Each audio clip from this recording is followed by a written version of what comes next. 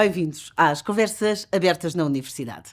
Neste programa falamos de turismo religioso, de um encontro entre fé, cultura e património. Para muitos, mais do que viajar, representa uma experiência espiritual, cultural e histórica enraizada nas tradições e na identidade dos povos. No âmbito do consórcio entre a Universidade Aberta, a Escola Superior de Hotelaria e Turismo do Estoril, a Universidade Nova e com o apoio do Turismo de Portugal, foi criada uma oferta de programas de formação nas áreas de maior necessidade, partilhadas pelos principais grupos económicos e instituições. O turismo religioso foi uma das áreas cofinanciada pelo Plano de Recuperação e Resiliência.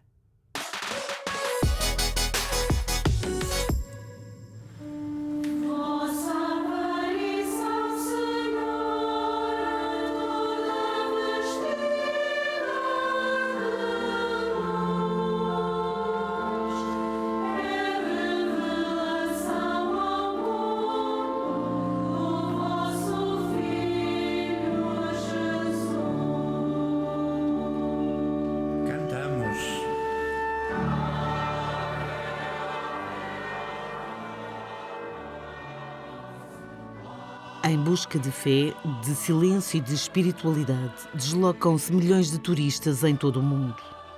O Santuário de Fátima é um dos maiores destinos religiosos. Registra em média 6 a 8 milhões de peregrinos por ano, maioritariamente mulheres, acima dos 45 anos. De acordo com a Organização Mundial do Turismo, são realizadas cerca de 600 milhões de viagens religiosas e espirituais em todo o mundo. O turismo religioso envolve centenas de milhões de viajantes entre peregrinações, retiros, visitas a locais sagrados e culturais. Quem aqui nasceu e cresceu habituou-se a ver inúmeros visitantes, especialmente em maio, agosto e outubro. A maioria portugueses, muitos a cumprir promessas.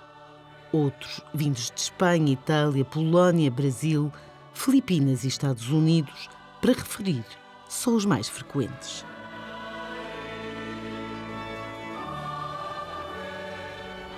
Eu moro em Orem e somos muito virados para o turismo religioso.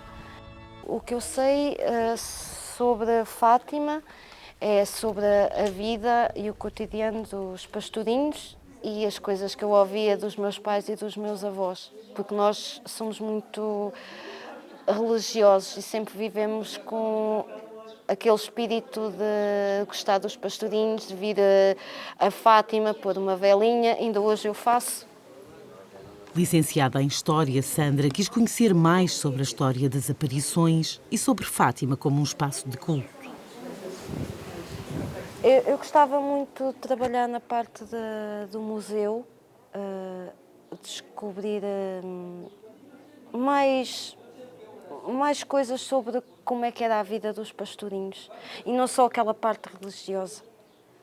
Quem eram, o que faziam, o que gostavam de fazer. Acho que ainda falta saber muita coisa sobre isso. Os pastorinhos como pessoas comuns. E acho que eles eram muito católicos e queriam, através da reza do terço, mudar o mundo e acabar com a guerra. É importante recordar porque na altura vivia-se a Primeira Guerra Mundial e Fátima tornou-se um centro para rezar o terço pela paz no mundo e, segundo os pastorinhos, a Nossa Senhora prometeu que Portugal nunca ia ter uma guerra, mas que fome podia passar. A formação na Universidade Aberta em Turismo Religioso, perspectivas psicológicas e antropológicas, trouxe a Sandra conhecimentos e novas perspectivas. Hoje o turismo religioso já não é aquele turismo de ir a Fátima ou ir a Santiago de Compostela para fazer uma promessa. É mais o espiritual, porque ateus também vêm a Fátima fazer o caminho de Fátima, como fazer o caminho de Santiago de Compostela. É mais a vivência, ter uma experiência. Momentos em peregrinação organizadas por escuteiros, grupos paroquiais ou sozinhos. Movimentos que se fazem sentir no comércio local, na hotelaria, na restauração e na própria programação cultural e litúrgica do santuário.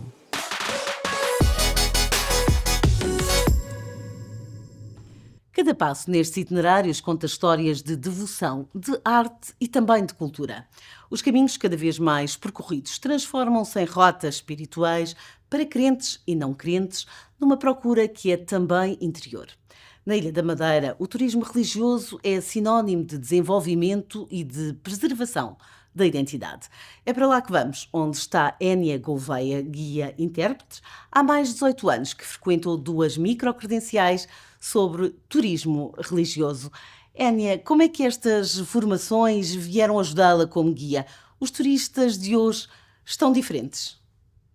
Nós estamos cada vez mais, a globalização, estamos muito mais abertos ao turismo, e enquanto que antigamente nós recebíamos turistas somente europeus, atualmente já recebemos turistas de todas as partes do mundo com uma religião, tradição completamente diferente da nossa. E a religião é muito importante. Quando falo da religião, também falo da parte espiritual, porque são 2 segmentos de turismo cada vez mais em evolução. E é necessário sabermos receber o nosso turista. Não é só necessário saber qual a sua religião, mas temos que ter a sensibilidade de adaptar o nosso discurso a cada turista de forma a não chocar a sua sensibilidade. Há hoje um novo tipo de peregrino, mais intercultural, menos ligado a uma tradição única. Como é que adapta o seu trabalho para responder a este perfil emergente? A religião sempre foi importante porque alimenta a alma, dá-nos fé, dá esperança, e nós, como seres humanos, precisamos desta fé. É curioso que hoje nós vivemos numa era onde temos imensa tecnologia, temos telemóveis, conseguimos viajar muito mais rápido, mas cada vez mais as pessoas sentem o seu interior vazio. E este vazio deve-se à separação do humano com a religião. E quando nós nos afastamos da parte religiosa, procuramos alimentar o nosso interior, conhecer-nos a nós próprios através da parte da espiritualidade. Nós passamos o dia a dia cada vez com mais stress, com muito mais ansiedade. A nossa vida cotidiana resume-se sempre quase aos mesmos feitos, aos mesmos movimentos. E atualmente, quando nós viajamos, tentamos viajar para fugir dessa mesma rotina. O que é que procuram os visitantes com referências religiosas? E o que é que buscam os que procuram diferentes formas de espiritualidade? Ambos são diferentes, mas no fundo vai quase tudo para o mesmo caminho, em que todos viajam com o propósito de se conhecer a si próprio e estar mais próximo à sua autenticidade. Isto é, conhecer-se a si próprio, viver novas emoções, sentir novos perfumes, novos sabores, que no nosso dia a dia estamos sempre afastados. Obrigada por nos contar a sua experiência.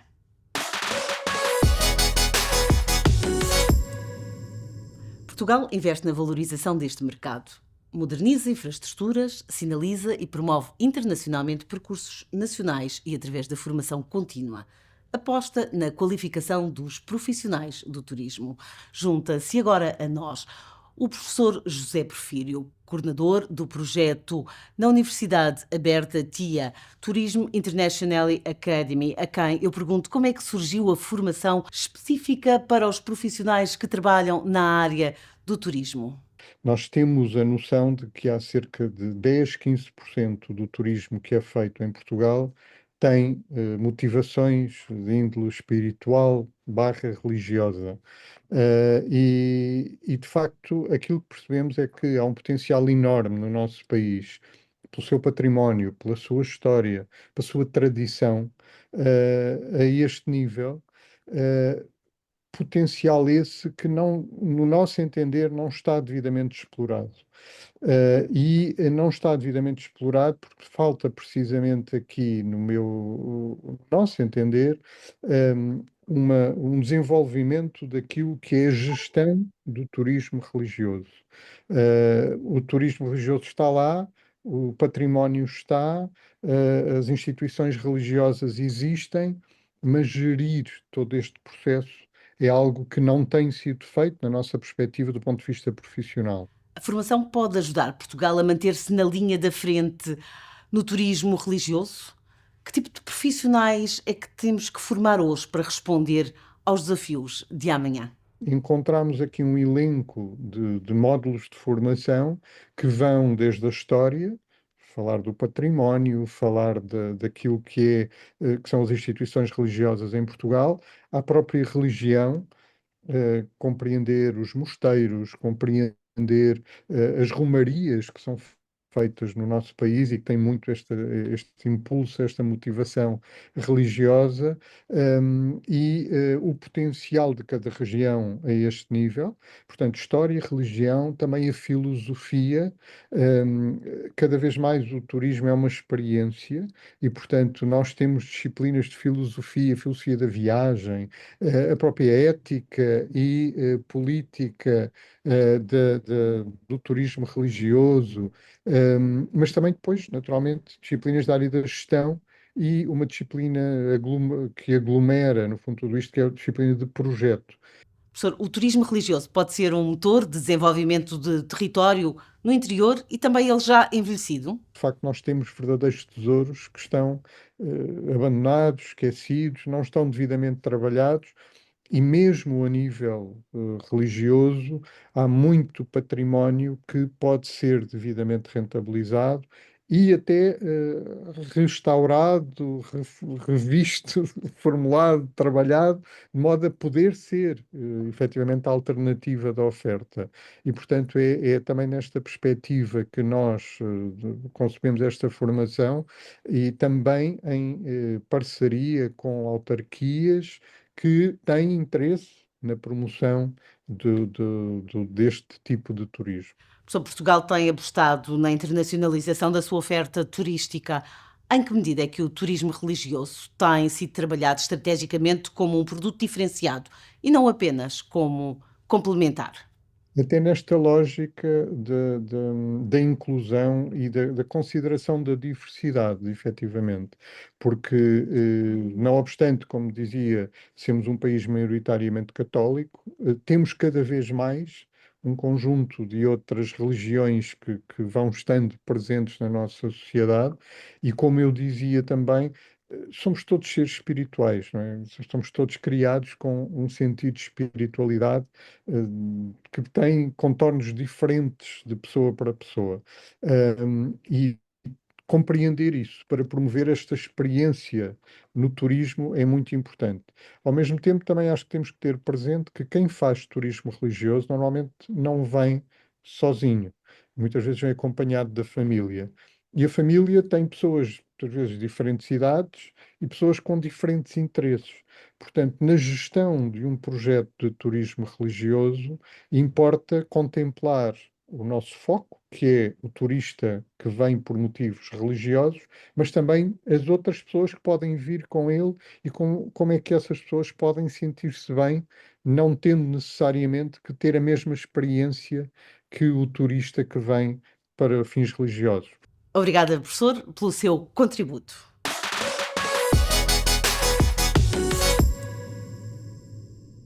Portugal oferece roteiros que cruzam o sagrado com o património e a hospitalidade.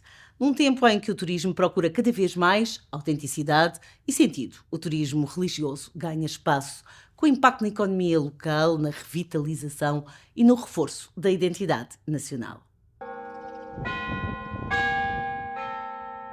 No coração da fé e da devoção mariana ergueu-se um espaço de silêncio, oração e acolhimento, o Santuário do Imaculado Coração de Maria. Mais do que um local de culto, é hoje também ponto de encontro de peregrinos, visitantes e comunidades que aqui procuram paz interior, reflexão e ligação espiritual. O santuário aqui em Serjais também está afeto a uma fundação canónica, com o nome do fundador deste santuário, do Cônego Manuel Henrique Ochoa, também que era o filho desta terra, que sonhava por aqui um canto de Fátima neste território longínquo. Temos que perceber à época, há 60 e tal anos atrás, ir a Fátima daqui era uma aventura mais que tremenda, não é? E pela dificuldade de mobilização, de mobilidade, Este lugar aqui apresentava-se como uma presença de Fátima para este território, mas sobretudo não querer implementar a mensagem de Fátima, isto é, aquilo que Nossa Senhora, a partir dos pastorinhos, deu à Igreja, como 2 vetores, 2 princípios essenciais da teologia, que é a graça e a misericórdia, poder ser aqui um lugar que irradiasse a devoção, quer ao Imaculado Coração de Maria, quer a devoção do terço. Inspira gerações, atrai crentes, curiosos e visitantes de várias partes do mundo. O turismo religioso, talvez mal conhecido, e porque mal conhecido, um pouco desprezado, mas é o turismo que permite uma mobilização de massas. Isto é Fátima. Não é? Fátima teve, o ano passado, 8 milhões de visitas. Não é coisa pouca, 8 milhões. Estamos a falar de algo que traz, que mobiliza, que transforma. O turismo religioso é um lugar também de promoção, de valorização do território, um património muitas vezes secular, em que nós vemos, quer por parte das peças de arte, das imagens, a própria fisionomia, a estrutura das igrejas, dos espaços, mas também a envolvência que transmite uma conversão, um momento diferenciado, mas também tem outro lado económico, pode e deve ser valorizado. Não, é o que eu digo aqui que é importante, este valor económico deve ser transformado para valorizar ainda mais este turismo religioso. Para manter viva esta rota de fé, é preciso mais do que tradição, é preciso inovação, planeamento e envolvimento da comunidade. Mas é preciso que as estruturas encontrem uma capacidade de autossustentação. E o turismo religioso deve ajudar a que cada comunidade, a cada lugar, na sua promoção, encontre meios para o fazer. Aqui o santuário tem um conjunto de olivais, algumas delas oliveiras centenárias, estamos já em produção biológica há cerca de 2 anos, certificados, então decidimos fazer uma coisa diferente, transformar aquele azeite em produção muito própria, em engarrafá-lo, em catalogar e pôr à venda. Por valor simbólico, mas a venda desse produto está a ajudar a pagar a luz do ano desta casa. E estamos a dar um serviço, um produto diferenciado, completamente diferenciado, distinto, de altíssima qualidade, e com isso as pessoas podem adquirir, podem comprar e estão a ajudar de uma maneira indireta e direta, não é? Naturalmente, para o sustento e a melhoria deste espaço, para equipar, para valorizar. Inserido numa paisagem serena, o santuário mostra-se como destino de turismo religioso em crescimento. Acolhe os que visitam por devoção e os que procuram conhecer o património, a tradição e a identidade cristã que aqui se vive. São muitos os dias em que Daniela dá a conhecer a história do santuário. Bem-vindos ao Santuário do Imaculado Coração de Maria, este que é o coração deste nosso complexo religioso, esta Igreja Santuário, que começou esta história em 1961 com a construção desta capelinha, que nós aqui em Serjais carinhosamente apelidamos de Capelinha Mãe, que é onde está o Imaculado Coração de Maria. Toda ela foi construída pelas mãos do povo de Serjais e foi construída com o intuito de ser uma réplica de Fátima. O nosso fundador contou ao povo de Serjais o projeto que tinha para esta aldeia e para esta capela, e o povo de Serjais aceitou o desafio e com as próprias mãos construiu então esta capelinha. Esta bela imagem foi oferecida por Dom João Pereira Venâncio, que era na altura o bispo de Leiria Fátima. Ele encantou-se nesta, embora não soubesse quem era o autor.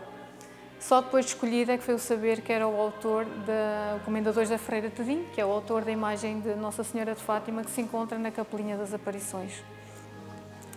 Como podemos ver depois, temos esta ampliação, que aí sim passou a ser santuário, que a primeira pedra foi lançada em 78 e as obras só terminaram em 81. Ela foi inaugurada nesse ano, 20 anos após a Capelinha do Imaculado Coração de Maria. Como podemos ver, aquele conjunto de painéis que são da fábrica Aleluia, de Aveiro, o maior representa a aparição de julho, quando Nossa Senhora mostrou à Lúcia o inferno. Temos lá em cima, ao centro, a coroação de Nossa Senhora, como Rainha do Céu e da Terra, e de ambos os lados a escolha de cada um de nós, que é a morte do justo e a morte do pecador. Temos esta bela imagem de Nossa Senhora de Fátima, que não sabemos quem é o autor, mas que foi a primeira Virgem Peregrina que passou por este território, nos anos 60 e que depois de dar volta ao país foi oferecida pelo Santuário de Fátima aqui ao nosso santuário. Como parte integrante deste complexo e para que realmente isto seja uma réplica de Fátima, nós temos também uma loca, um calvário e uma capela da Santíssima Trindade. O calvário data de 1964 e tem lá dentro a representação em imagens de tamanho real, a quarta estação da Via Sacra, quando Jesus encontra a mãe a caminho do Calvário, também da autoria do comendador José Ferreira Tedim. Tem também um miradouro lindíssimo para os Lagos do Sabor.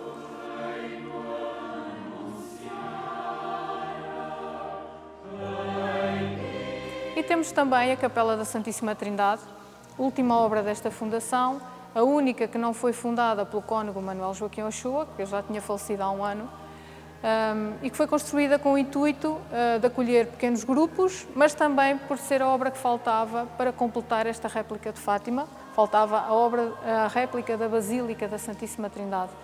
Nós podemos ver que o mobiliário tem tudo a ver com o pão, o altar em forma de macieira, tem o forno, que é o sacrário, e depois o ambão com a pá do pão, onde é distribuído o alimento, e temos depois também um conjunto de esculturas que representam a visão que a irmã Lúcia teve em Tui, quando lhe foi mostrado o segredo da Santíssima Trindade. E é isto, o resumo aqui desta nossa fundação e da história aqui desta nossa casa. Obrigada.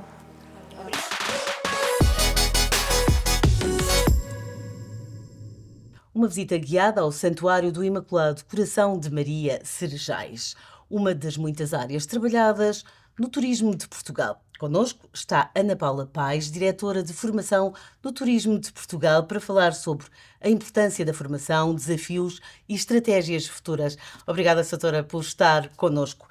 O turismo é um dos principais motores da economia portuguesa. Qual é o papel da formação na consolidação da qualidade desta área? Exatamente, portanto, podemos dizer que a formação no turismo, como noutros setores, é a base para nós termos um serviço de qualidade. E por isso, hoje em dia, ao longo dos anos, creio que também teve a sua importância, mas hoje em dia é ainda mais relevante. É essencial, não é? Exatamente, porque as mudanças do próprio setor acontecem a uma velocidade, às vezes, exponencial. Nós todos os dias vemos novas inovações, novos suportes tecnológicos, novas formas, por exemplo, de comprar os serviços turísticos ou de fazer as nossas reservas ou até de conhecer os destinos, e por isso as pessoas que trabalham no setor, os profissionais, para eles é essencial manterem-se atualizados. No fundo, o papel da formação garante que os profissionais do setor, que temos ao serviço dos nossos turistas, estão preparados para entregar um serviço de qualidade, que é isso que nós, em Portugal e em concreto no Turismo Portugal, ambicionamos para o nosso turismo, ter um serviço de qualidade crescente, em que as pessoas se sentem bem acolhidas, informadas com qualidade, e esse é talvez o principal desafio da formação.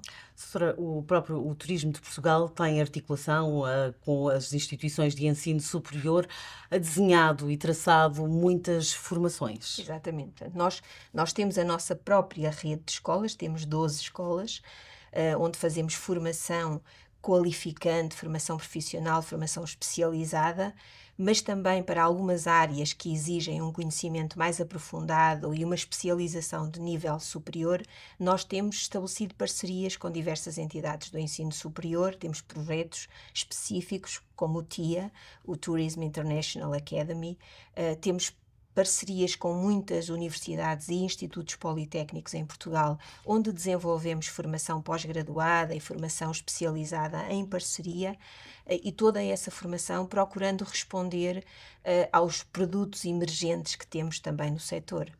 Doutora, o PRR vai trazer um novo fogo.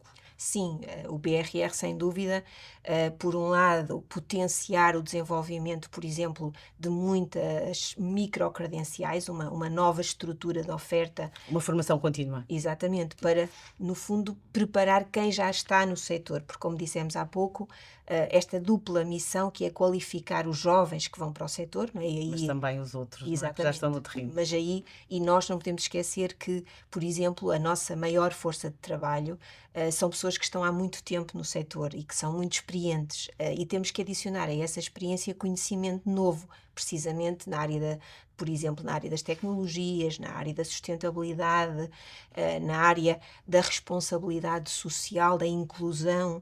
Temos hoje, por exemplo, um turismo muito diversificado, recebemos muitas culturas, o que é uma riqueza de facto, e temos outra característica, que é a nossa força de trabalho é também bastante diversificada. Nós temos pessoas de muitas origens, não é? Também a trabalhar já nesta área, A não é? trabalhar no setor do turismo. Doutora, falámos aqui de públicos segmentados. Não são novos, creio, mas de qualquer das formas são trabalhados de formas já diferentes. Turismo religioso, turismo de saúde, há aqui um trabalho que não existia. Sim, porque A fazer na área da formação, ou seja, de formar os Exatamente. profissionais. Aí o que nós fazemos é que, em função desses produtos, que são produtos, alguns são produtos maduros, mas que têm ganho de novas competências, nós vamos também trabalhando, quer internamente, com as áreas do Turismo Portugal, que faz desenvolvimento de produto, quer com, precisamente, alguns parceiros específicos que têm a responsabilidade de trabalhar esses setores, como referiu, o turismo religioso, o turismo de saúde, o turismo cultural. Temos, por exemplo, também projetos na área do turismo literário. Esses projetos precisam de conhecimento novo.